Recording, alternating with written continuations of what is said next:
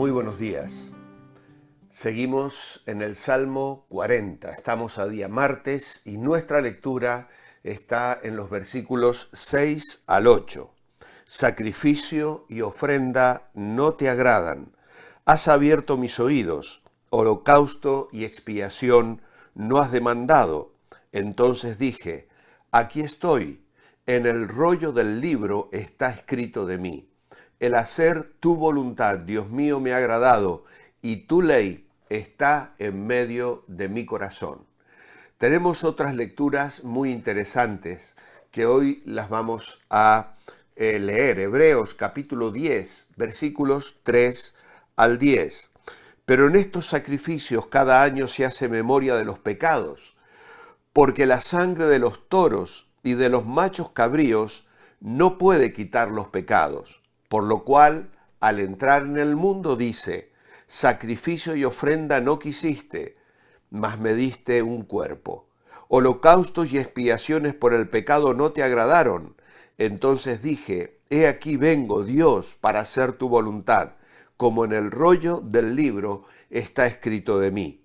Al decir primero, sacrificio y ofrenda, holocausto y expiaciones por el pecado no quisiste ni te agradaron, cosas que se ofrecen según la ley, y luego añadir, he aquí vengo, Dios, para hacer tu voluntad, quítalo primero para establecer esto último.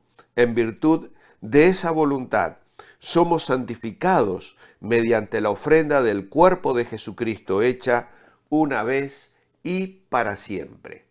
Aquí tenemos las razones por las cuales consideramos al Salmo 40 un salmo mesiánico. Y el autor a los hebreos está citando la Septuaginta, la versión griega de una traducción de los originales hebreos que 70 eruditos realizaron probablemente en Alejandría. Y las diferencias que podemos notar entre el salmo y la cita precisamente surgen por esta traducción. Luego tenemos otra interesante lectura y se encuentra en Éxodo, capítulo 21, versículos 1 al 6. Estas son las leyes que les propondrás. Si compras un esclavo hebreo, trabajará para ti durante 6 años, pero al séptimo quedará en libertad sin pagar nada. Si entró solo, solo saldrá. Si tenía mujer, su mujer saldrá con él. Si su amo le dio una mujer y ella le dio hijos o hijas, la mujer y sus hijos serán de su amo, y él saldrá solo. Pero si el esclavo dice, yo amo a mi señor, a mi mujer y a mis hijos, no quiero quedar libre, entonces su amo lo llevará ante los jueces, lo arrimará a la puerta o al poste y le horadará la oreja con una lesna. Así será su esclavo para siempre. Y finalmente, Isaías capítulo 50, versículos 5 al 7. El Señor me ha abierto el oído, y no he sido rebelde, ni me he vuelto atrás. He dado mi cuerpo a los que me herían, y mis mejillas a los que me arrancaban la barba. No he apartado mi rostro de injurias y de escupitajos, porque el Señor me ayuda, no me ha avergonzado. Por eso he puesto mi rostro como un pedernal y sé que no seré avergonzado. Hermosas las lecturas que corresponden como lecturas paralelas en nuestro comentario devocional del día de hoy. Tenemos allí también el título El sacrificio definitivo. Como ya hemos indicado, este es un salmo mesiánico. Una de las mayores pruebas de esto la encontramos cuando hay una referencia explícita en el Nuevo Testamento aplicada al Señor Jesús. En este caso concreto, además, las implicaciones doctrinales son fundamentales para comprender el plan de la salvación. Vemos primero la absoluta insuficiencia de los sacrificios legales para hacer la expiación por el pecado a fin de obtener nuestra paz con Dios. Sacrificio y ofrenda no deseaste, es decir, no quisiste que el Redentor los ofreciese. Algo tenía que ofrecer, pero no eso. Hebreos 8:3 dice, porque todo sumo sacerdote está constituido para presentar ofrendas y sacrificios, por lo cual es necesario que también éste tenga algo que ofrecer. Incluso cuando la ley acerca de los sacrificios estaba en toda su vigencia, puede decirse que Dios no los requería ni los aceptaba por lo que eran en sí mismos, puesto que no tenían fuerza alguna para quitar realmente los pecados, como hemos leído en el versículo 4. Por tanto, no podían satisfacer a la justicia de Dios. La vida de una oveja o de un buey, que tiene mucho menos valor que la vida de un hombre, dijo el Señor Jesús en Mateo capítulo 12, versículo 12, no podía en modo alguno equivaler al precio requerido para nuestra redención.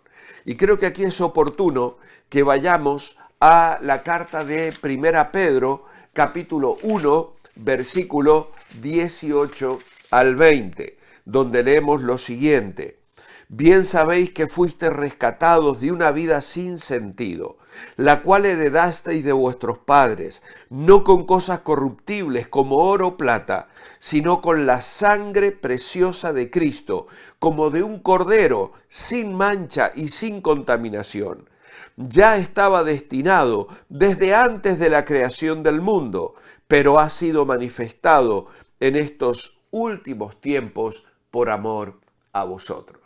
Así que, como veis, estos sacrificios ni podían quitar el miedo al pecado, al pacificar la conciencia, ni remover el poder del pecado al santificar la naturaleza. Todo su valor consistía en su referencia señalando a Jesucristo, al sacrificio de Jesucristo, ya que de él eran figura y sombra, símbolos en que poner a prueba la fe y la obediencia del pueblo de Dios. Pero había de llegar la sustancia, la realidad, que es Cristo, capaz de dar a Dios la gloria y a los hombres la gracia que aquellos sacrificios no podían por sí mismos ofrecer ni darnos.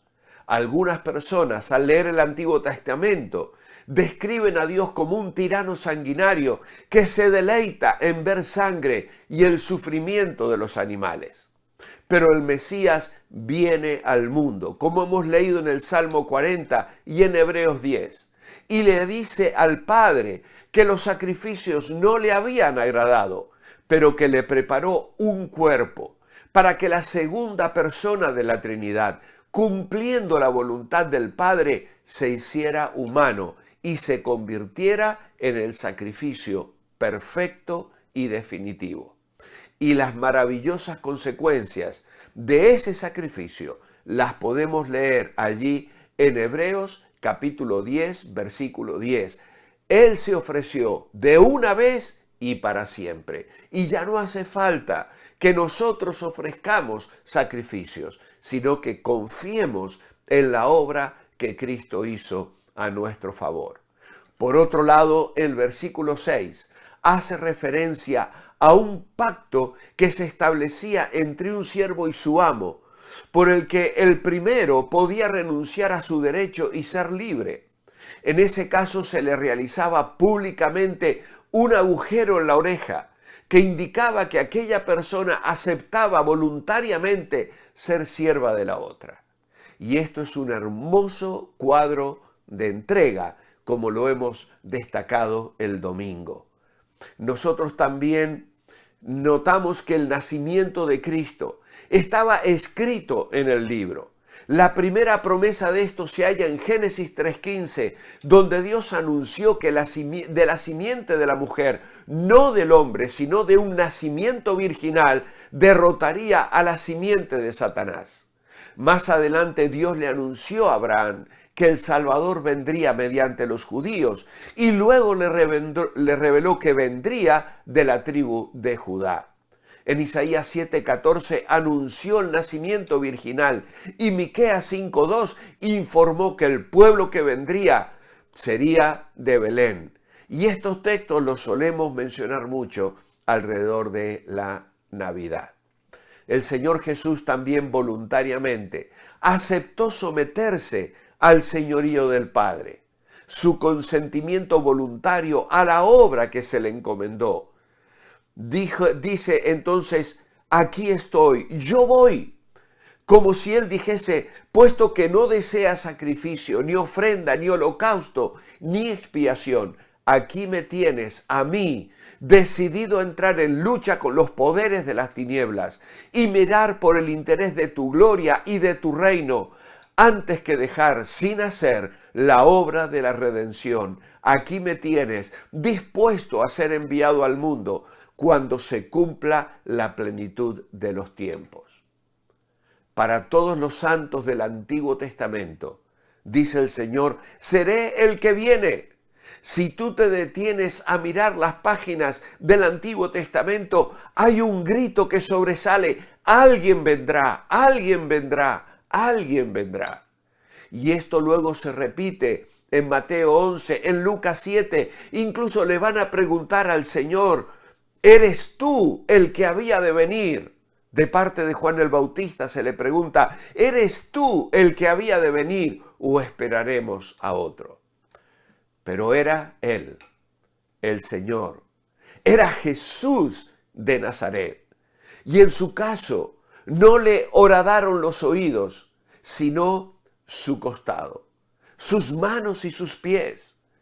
Y como vemos cuando Él se presenta ya resucitado, que extiende sus manos delante de Tomás, son marcas que llevará por la eternidad. Y le invita a extender su mano y meterla en su costado. Es hermosa la comparación del siervo, que pudiendo quedar libre, porque ha llegado el momento de su libertad, escoge la servidumbre perpetua por amor a su esposa e hijos, no queriendo dejarlos atrás. El gozo con que el Señor toma sobre sí esta empresa, habiéndose ofrecido voluntariamente a ella, no le volvió después la espalda, ni se desanimó porque la obra iba a ser costosa, sino que la llevó a cabo gozoso y feliz, satisfecho. El hacer tu voluntad, Dios mío, me ha agradado y tu ley está en medio de mi corazón. Y como hemos dicho, esta frase no está citada literalmente en Hebreos 17, pero el gozo con que Cristo cumplió la voluntad del Padre en la obra de la redención queda registrado en Isaías 53:11. Verá el fruto de la aflicción de su alma y quedará satisfecho.